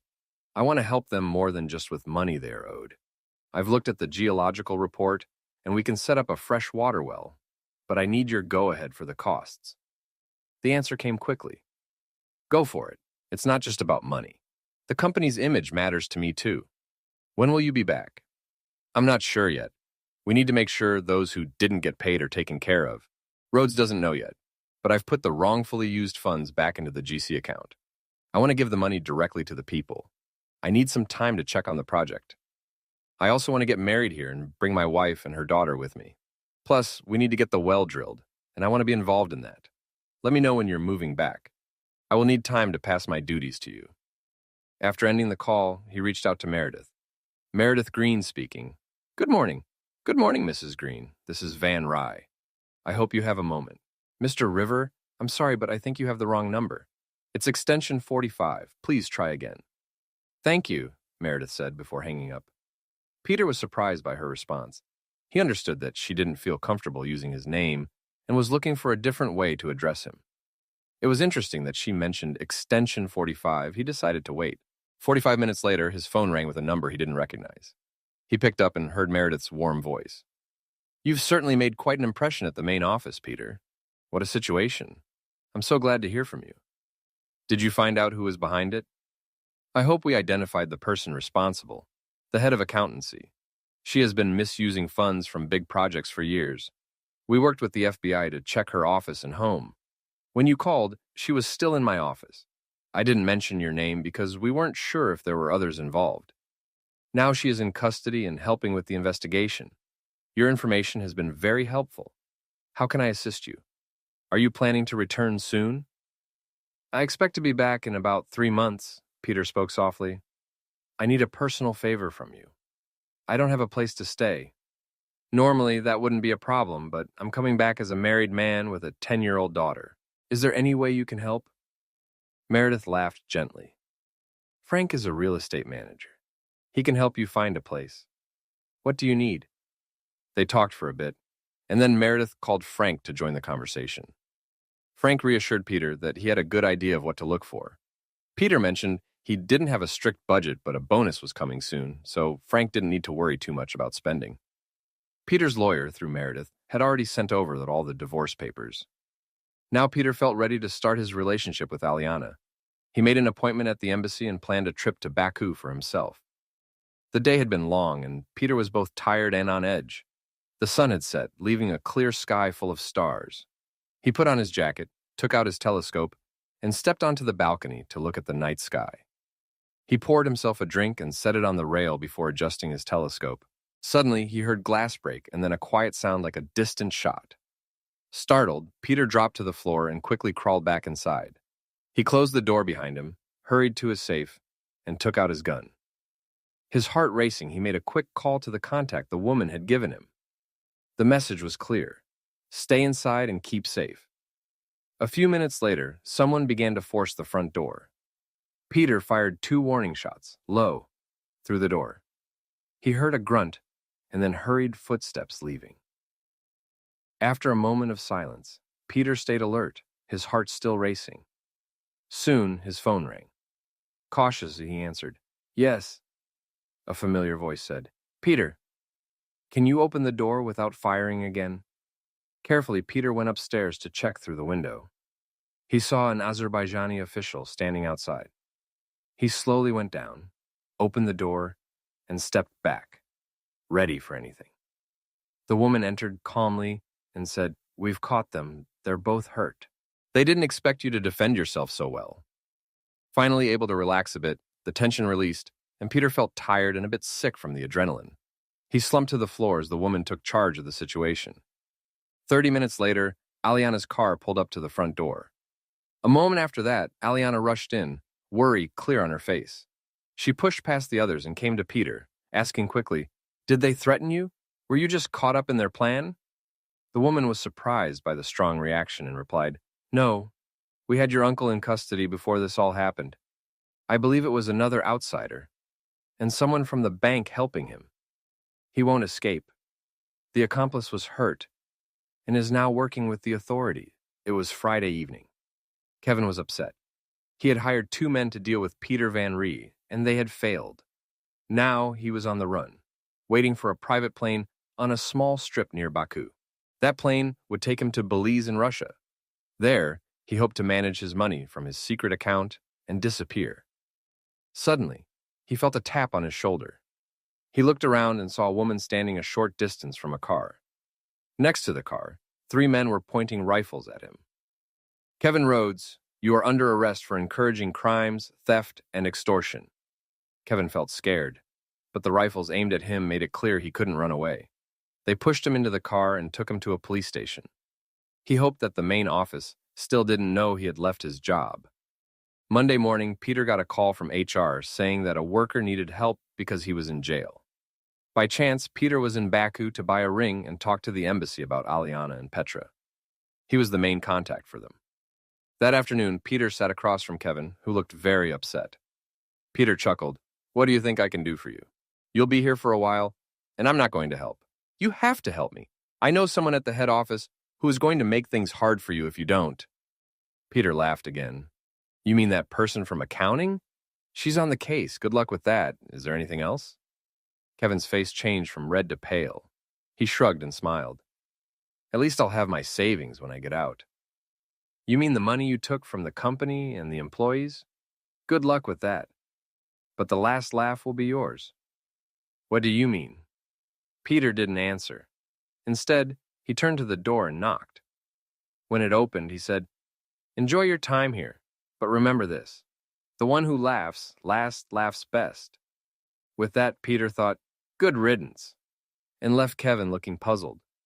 Next, Peter went to a jeweler. With the goldsmith's help, he created a wedding ring. It had 3 bands of intertwined gold, white, rose, and yellow, joined with a rose diamond in the middle, representing the 3 people who would soon be together. For Petra, he bought a white gold ring with a small ruby. The jeweler had beautiful boxes made from mammoth ivory on display. Peter bought 2 and had them inlaid with gold. On one box, it said, "Will you honor me by being my wife?" And on the other, "Will you be my daughter?" All of it was written in Azerbaijani. The jeweler promised that everything would be ready by tomorrow afternoon before Peter's drive back. Finally, he arranged the wedding ceremony at the embassy for next week. If needed, they would have a bigger celebration in the village later. Wednesday morning, Peter arrived late, the day before, and felt very tired after having 1 drink. He set his alarm and fell into bed. The next thing he knew, the alarm was ringing loudly, waking him up. He got up quickly, shaved, and showered. He took his 2 nicely wrapped boxes and drove fast to Aliana's parents' house, where she was staying while he was away. He arrived just in time, knocked on the door, and was greeted by Aliana's father. Once inside, he found Aliana and Petra in the kitchen. Aliana ran to him and said, "I thought you left. You didn't say goodbye, and no one knew where you were." "I will never leave you or Petra. Can we sit down?" Peter said softly. Aliana's mother set a cup of coffee in front of Peter, along with some bread and honey. Peter thanked her kindly. He looked into Aliana's eyes and said, "I bought you a gift, and one for Petra, too." He handed the boxes to her and Petra. Aliana's parents wanted to leave, but Peter asked, "Please stay. You might want to see this." Aliana unwrapped the gift and saw the small box, reading the words inside. Her face changed from surprise to joy, then to surprise again. Her mother looked over her shoulder, saw what it said, and started to get emotional. Aliana nodded, also with tears in her eyes, and said, "Yes, I will be your wife because I love you." She opened the box and was amazed to see the ring. Her mother exclaimed, "Oh my goodness, it's beautiful." Petra, having opened her gift, understood what it meant and hugged Peter tightly, saying, "Yes, Daddy." Peter felt emotional too. Aliana's mother hugged him warmly, and her father gave him a firm handshake. Peter explained, "We need to marry at the embassy so I can adopt Petra. All the paperwork is ready. When we return, we can celebrate here if you want." Aliana shook her head and said, "I only want to celebrate with you, Petra, and my parents.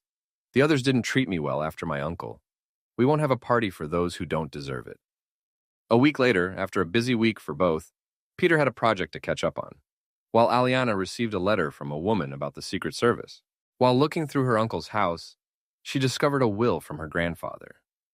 The will said that half the land he claimed was to be shared with her parents, along with the water rights. Her mother was very upset, and Aliana had to keep her away from her aunt. Finally, Peter opened the door of the hotel. They left their luggage and went to the embassy. There, in a small ceremony, they exchanged vows. After that, they completed the adoption papers for Petra. Later, they explored Baku like tourists. After dinner, they returned to the hotel. On the way back, Aliana seemed quieter and a bit nervous. Peter noticed this, and once they were in their room, he turned to her and asked, "Is something bothering you? Please tell me." Aliana stood there, with her arms at her sides, her head lowered, and her eyes looking down. She tried to find her words. Peter held her softly and said, "Are you feeling nervous?" "I am a bit." "That's okay." Aliana shook her head and spoke, "I'm scared. I've never been in a situation like this before. I'm afraid you might not think I'm good enough. Don't worry about that. We'll learn from each other and find out what we both like. You are always enough for me. I think you're amazing. How about you take a bath to help you relax? Would you like something to drink?" Peter helped her with her coat before stepping back to give her some space. Aliana replied, "No drink, I'll take a quick shower, then we can both relax." After her shower, Aliana lay on the bed under a light sheet. After his shower, Peter joined her, wearing modest clothes. He could see the outline of her sheet. Standing at the end of the bed, he asked, "Can I sit with you?" Aliana looked a bit uneasy, but said, "I'm your wife. I trust you." Peter gently assured her, "Let's take our time and just be close." Aliana moved a little closer. Their bodies lightly touching, Peter wrapped an arm around her and placed a soft kiss on her head. She looked up at him, and they laughed together, easing the tension. He joked with her playfully, and they both felt more relaxed in each other's presence. Peter and Aliana sat close, sharing quiet moments of warmth. Peter softly reminded her, "You know I love you, and I will never hurt you. We can go at your pace." Aliana smiled, her nerves calming as they continued to embrace, enjoying the peace of being together. They spent time relaxing, savoring the closeness between them, and feeling their bond grow stronger. After a while, they both lay back, looking at the sky through the window and enjoying the warmth of the moment. A sudden sound broke the quiet, and Aliana's heart raced as they felt a rush of emotion. Peter gently moved closer to her, wanting to connect in that moment. Aliana felt a wave of happiness, and the experience felt intense for both of them. They gradually caught their breath, relishing the moment. Aliana lifted her head and looked into Peter's eyes, saying, "You were right and I was wrong. Can we do that again tonight, please? I think I need a little time to rest now." That night, feeling a bit tired, Peter enjoyed some quiet closeness with her. After they finished bathing, they found comfort on the bed, enjoying their time together and the warmth that came from being connected. Peter moved softly, delighting in the little moments, while Aliana responded with gentle joy. He took his time, cherishing the shared feelings they were creating. When Aliana felt overwhelmed with happiness, she gasped and shared how blissful she felt. After a while, when Aliana appeared deep in thought, Peter noticed her distress and asked kindly, "What's wrong? Did I upset you?" "No, not at all. I was just worried that everything might fall apart, but this feels so right. These are happy tears because you make me feel so special and cared for." Feeling calm finally, they drifted off to sleep in each other's embrace. Back in the village, Aliana's parents welcomed them warmly, and Petra ran to Peter, calling him Dad. Peter and Aliana had planned a family dinner at the company's office for everyone. Peter also had a video call set up with his children. They knew about his plans to marry, but had not yet met Aliana and Petra due to some challenges he faced in the past. Those challenges were now behind them, and the project was moving forward. In a month or two, he could return home with his new family. The big television screen lit up as Peter connected it to his laptop, ready to share this new chapter of his life. Sitting together on the couch with Aliana and Petra by his side, he opened the call. The screen showed his children, and Miranda immediately exclaimed, "Is that my new sister? Oh, Dad, she's beautiful. I can't wait to hug her." "Hi, Petra. I'm Miranda, and I promise to look after you." Aliana translated for Petra, who blushed and smiled shyly. Peter jumped in before Miranda took over the chat. "Miranda, let me introduce my wife, Aliana, and her daughter, who is also your sister, Petra." After the introductions, Peter relaxed as he watched his children and Aliana bond. They all enjoyed a fun game of questions and answers. Hours passed, and when Petra fell asleep on Peter's shoulder, he decided it was time to end the call. They said their goodbyes and turned off the screen. Aliana, feeling emotional, said, "You have wonderful children. They feel like close siblings in age now. I understand how you stay so young at heart." 2.5 months later, Victoria was sitting at the front desk of Global Constructions. Originally, she had taken the job for her sister. She wanted it because Peter had gone missing, and she thought this was her best chance to find out what happened to him. After applying for the job, she had an interview with the CEO, who made it clear that her sister had lost her job for serious reasons. He warned her that if anything like that happened to Peter, she would also be let go quickly. Since her supervisor had taken a position overseas, Victoria had been promoted. She had heard enough about her ex-husband to know that people respected him, and rumors about him were circulating. While working there, she noticed a lovely woman with short, chestnut-colored hair, long legs, and sensible shoes looking in her direction. She wondered why. Meredith watched Victoria and decided to talk to her. "Good morning. I'm Meredith Green, head of security. Could we have a private chat for a moment?" Victoria felt a rush of nerves. She stammered, "Yes. Now, we're in my office. If you could come with me." Feeling uneasy, Victoria followed her. Once inside the small office, she noticed a picture on the wall. It showed Peter lifting a boy over his head, both of them smiling. She stared at it until Meredith said, "Yes, that picture means a lot to me. When you and Peter were apart, we formed a close bond. We realized we were too different to stay together, and I'm now happily married to someone else. But Peter helped me see that not all men are hard to understand. Before he left, we had a meaningful conversation about happiness. But that's not why I wanted to talk to you. Victoria felt a wave of uncertainty. The woman's honesty was overwhelming. With hesitation, she asked, "What do you want from me?" "Peter divorced me for a good reason. I know that now," Meredith responded. "Peter's coming back soon. He has decided to cancel the restraining order against you, but the others remain. Here's the important part of our talk. You work here, and we'll see a lot of him and his wife because she works at GC too. If I see anything inappropriate towards them, there will be consequences." Victoria was stunned by this news. It was the first time she'd heard Peter was with someone else so soon after their separation. She stuttered, "I understand your message, and I will take your warning seriously. I swear, I don't want to harm Peter.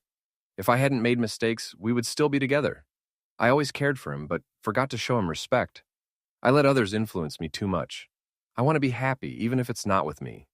I don't deserve him anymore." Meredith looked at Victoria thoughtfully. Perhaps she could help find a home for Peter and his family. Taking a deep breath, Meredith said, "You must know what Peter likes. My husband is trying to find a house for him and his family. Would you be willing to help us? It sounds like we both care about him." "How can you still care for him if you're married to someone else? I don't get it." "Yes, I do care for him, but as a dear friend. You have shared a history together and 3 wonderful children. You will see each other again. If you're careful and patient, you can be friends too. If you help us find a house, I will tell him about your efforts. It's a start. For now, I'll help. What can I do?" The following week on Monday, a letter went out to all employees. There was going to be a company party the next Friday to welcome Peter Van Riet back to the main office. Tuesday, Peter, Aliana, and Petra arrived after a long trip. Aliana looked a bit pale. She wasn't feeling well, and she thought it might be because she was expecting a baby, which might have started the night after their wedding. Peter's children, Meredith, Frank, and the CEO were there to greet them. Meredith had seen Aliana in many video calls and thought she looked wonderful, more beautiful than ever. The 2 women had become close friends in a short time. Meredith and her brothers had a stuffed animal that looked like a sloth, while the adults chatted happily. They took Petra under their wing. Before long, they made Petra laugh, helping her open up. The CEO told Peter to take a week to settle in. After that, they would start passing the CEO's responsibilities over to him. 10 days later, Friday afternoon. "Ladies and gentlemen," the CEO said into the microphone. The room quieted, and all eyes were on the stage. The CEO looked at the audience, knowing they were waiting for an important announcement. There had been rumors all week about a possible merger with another company. Global Construction had faced some tough times over the past year due to a challenging project. The CEO continued, "To put it simply, I am getting older. The project in Azeron made me realize that I don't have the same energy I once did to run a big company. But don't worry, Azeron is doing well now, and Global Construction is back on track. The rumors about a sale are not true, but I will step down as your CEO." He paused to gather his thoughts. "I sent someone into a tough situation to help with that project and to support the company. They faced big challenges and worked hard to find solutions that kept us from facing serious problems. That person is now back. Not only did he help save the company, but he also found happiness. He is the right person to lead us in the future. I am proud to introduce Mr. Peter Van Riet." There was a brief moment of silence before the crowd erupted in cheers. Victoria cheered excitedly along with everyone else. Peter took the stage and the room quieted once more. He began, "I'm Peter Van Riet. Many of you knew me before I left. For those who don't know me yet, I look forward to getting to know each of you. My goals are twofold: to keep the company strong and to ensure the happiness of our employees. This begins with honesty. The CEO is being modest. I did play a role in the success of the Azerbaijani project, but I had help from Ms. Green in the main office. Green played a key role in sharing important information and organizing what was needed to tackle the problems they faced. I also had the support of my wife, Aliana Van Riet." When both women stepped onto the stage, Victoria couldn't help but gasp. She had heard about Meredith, but Peter's wife was truly beautiful. Aliana stood tall and confident, her long dark hair flowing down. She wore an elegant outfit that showed off her natural charm. In that moment, Victoria realized that Aliana was going to have a baby. The news, although not unexpected given Peter's fondness for children, stirred many feelings within Victoria. But soon she felt a wave of regret wash over her. It was then that she noticed a coworker at the front desk was trying to talk to her. "I'm sorry, I didn't hear you," she said.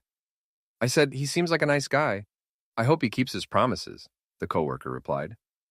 Victoria smiled and responded, Oh, he will. I am sure he is a great person. How do you know that? The coworker asked. I was married to him for 23 years, Victoria said softly, her tone tinged with sadness. And you're divorced now, right? If he's as wonderful as you say, what happened? Did he let you down? With tears in her eyes, Victoria said, It's a long story. To sum it up, I made some mistakes. I tried to be funny one too many times.